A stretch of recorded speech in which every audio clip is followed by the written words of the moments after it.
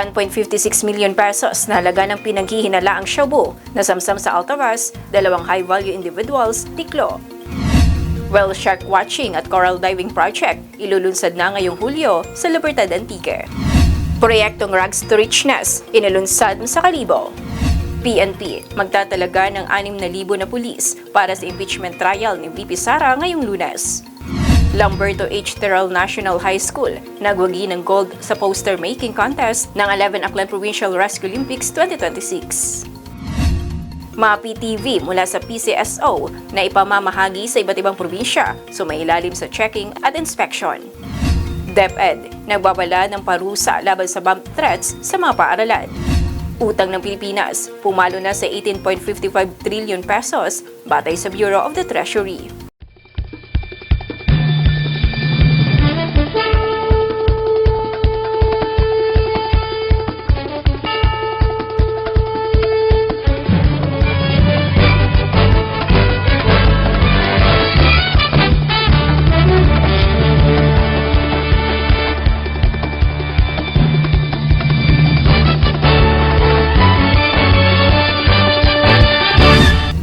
Magandang hapon, Provincial Aklan, sa mga Kalibog Cable subscribers at mga kalanon sa buong mundo. Ito ang Kalibog Cable News. Sabay tayong napapanood sa Kalibog Cable TV Community Channel Facebook page at Community Channels 1 and 24. Narito ang mabalita aming nakalap ngayong araw July 6, 2026.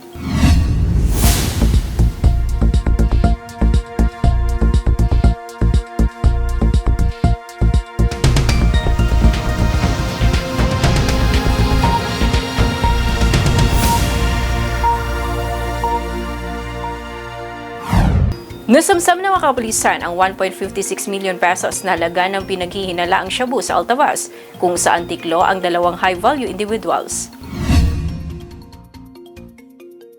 Timbog ang dalawang itinuturing na high-value individuals sa isinagawang bypass operation ng Aklan Provincial Drug Enforcement Unit sa Diversion Road, Barangay Poblacion Altavas, Aklan, bandang alas 3:45 ng hapon nitong Hulyo 5. Kinilala ng pulisya mga suspect sa mga alias na Nonoy, 34 anyos, isang driver at residente ng Barangay Tiza, Rojas City, Capiz, at Dodoy, 46 anyos, walang trabaho at residente ng Barangay Poblacion, Cuartero, Capiz. Ayon sa Aklan Police Provincial Office, umabot sa humigit kumulang 230 ng gramo ng pinaniniwalaang shabu na may tinatayang standard drug price na 1,564 pesos ang nakumpiska sa operasyon. Naaresto ang dalawang suspect matapos umanong bintahan ng isang sachet ng pinaniniwalaang shabu ang isang police operative na nagpanggap na buyer. Bukod sa bypass item, na-recover din ng mga otoridad ang 35 karagdagan na sachet na pinaniniwalaang shabu, isang digital weighting scale,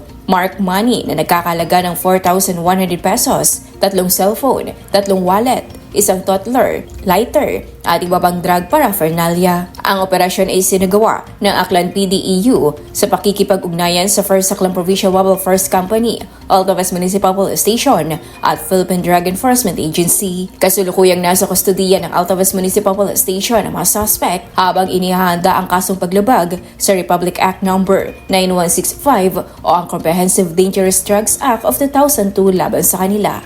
Era G. Briones, Kalibog Cable News. Nakatakda na sa darating na Hulyo 15 ang paglunsad ng whale shark watching at coral diving project ng Libertad Antique. May detalye sa balitang yan, si Randy Nacospag.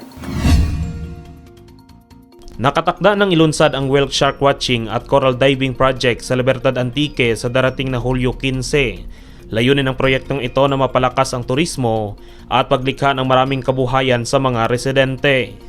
Noong katapusan ng Hunyo, nagsagawa ng courtesy call kay Antique Governor Paulo S. Javier, sina Libertad Vice Mayor Mary Jane B. Bote, kasama ang mga kinatawan ng GKAUP Corp at mga Korean investors para pag-usapan ang mga plano para sa sustainable tourism.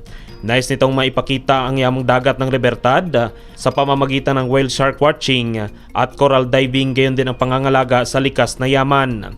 Ayon kay Governor Javier, malaki itong potensyal para mapalakas ang industriya ng turismo sa Antique at makapagbigay ng bagong oportunidad sa kabuhayan ng mga residente, kaya suportado nito ang proyekto.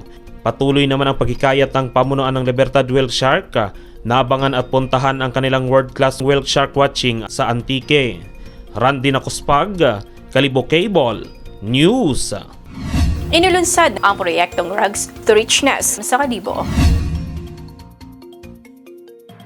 Inilunsad ng Rotary Community Corp of Awesome Parents sa ilalim ng Rotary Club of Metro Kalibo ang proyektong Rugs to Richness na naglalayong makapagbigay ng dagdag na kabuhayan sa mga pamilya na mga batang may autism spectrum disorder habang isinusulong ang kanilang pag-unlad. Sa ilalim ng proyekto, ang mga ina ng mga batang may ASD ang gumagawa ng mga rugs na siya namang ibebenta upang makatulong sa pangangailangan ng kanilang mga anak. Habang ginagawa ng mga ina ang mga rugs, nakikibahagi naman ang mga batang may ASD sa mga art therapy activities. Ayon sa mga organizer, nakatutulong ang mga gawaing ito kagaya ng paggupit ng tela upang malinang ang focus, pasensya at pagkamalikain ng mga bata. Ayon sa RCC of Awesome Parents, layunin ng programa na hindi lamang makalikom ng pondo para sa kapakanan ng mga batang may autism, kundi makabuo rin ng isang suportado at inklusibong komunidad para sa kanilang mga pamilya. Binigyang diin ng mga organizer na ang Rugs to Richness ay higit pa sa isang livelihood project. Ito ay isang programang nagbibigay ng pagkakataon sa mga magulang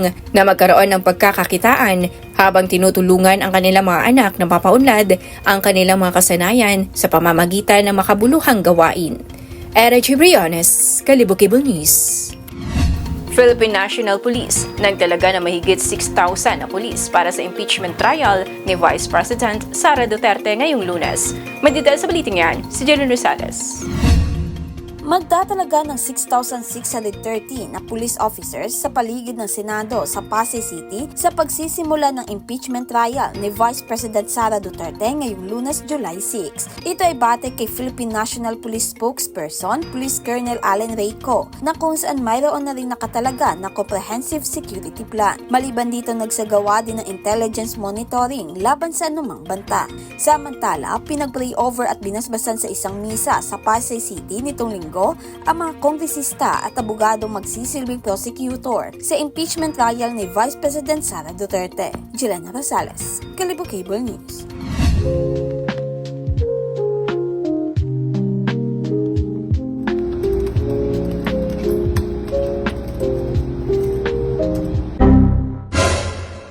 Hay, natugaw mataro internet. Oh no!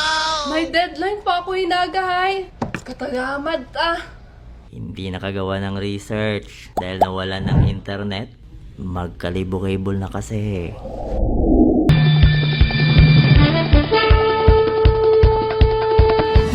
Panibagong karangalan ang iniuwi ng Lamberto H. Terrell National High School sa Malay matapos masungkit ang gintong medalya sa isinagawang poster-making contest ng 11th Aklan Provincial Rescue Olympics 2026. Madidal sa baliting yan, si Ray Marchadasio.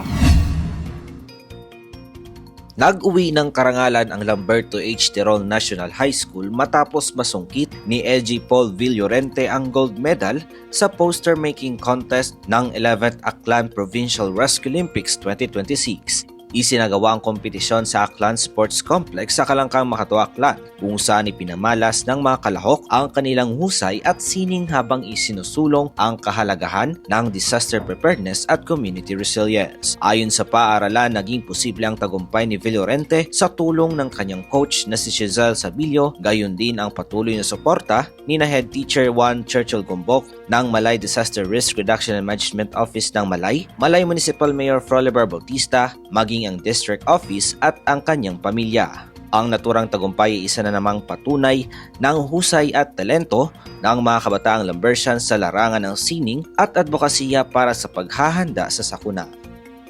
Ray Marchadosio, Kalibo Cable News. PTV units sumailalim sa checking at inspection bilang paghahanda bago ibigay sa iba't ibang lalawigan. Madidal sa baliting yan, si Jelon Rosales.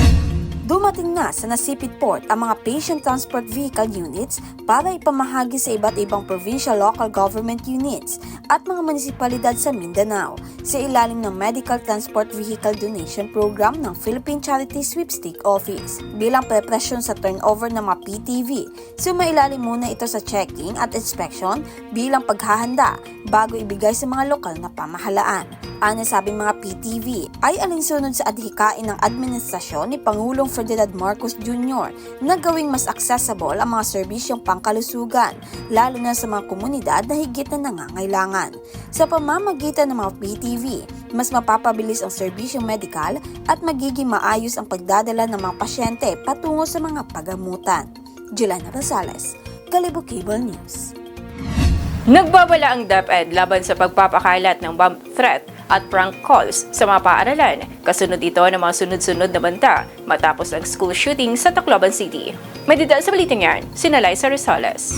Nakaka-alarma rin yan kasi ang mga kabataan ganyan mga estudyante na natuto na silang magbantan sa ganong edad nila dapat hindi. Pinaalalahanan ng DepEd na may kaukulang parusa ang sino mang mahuhuling nagpapakalat ng bomb threats o prank calls sa mga paaralan dahil nagdudulot ito ng takot at pangamba sa mga estudyante at guro. Ayon sa kagawaran, kabilang ang bomb threat sa third level offense sa ilalim ng kanilang school discipline policy. Ang pinakamabigat na parusa ay exclusion, kung saan hindi na maaaring magpatuloy ang estudyante sa kasalukuyan niyang paaralan.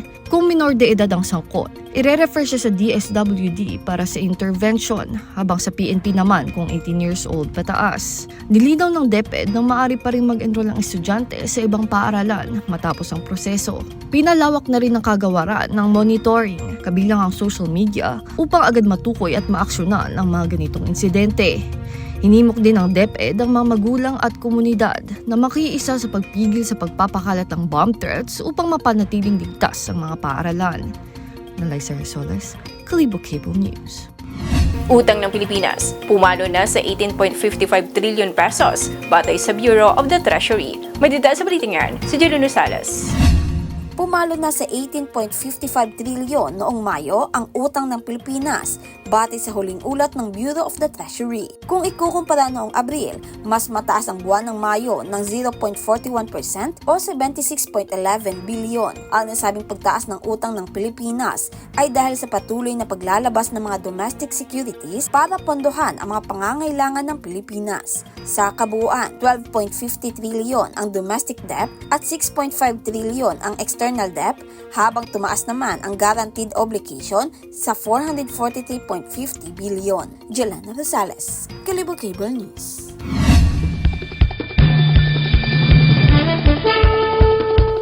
At iyan ang mga balitang nakalap ngayong araw. Maraming salamat sa inyong panonood. Ito si Ari G. Briones at ito ang Kalibo Cable News.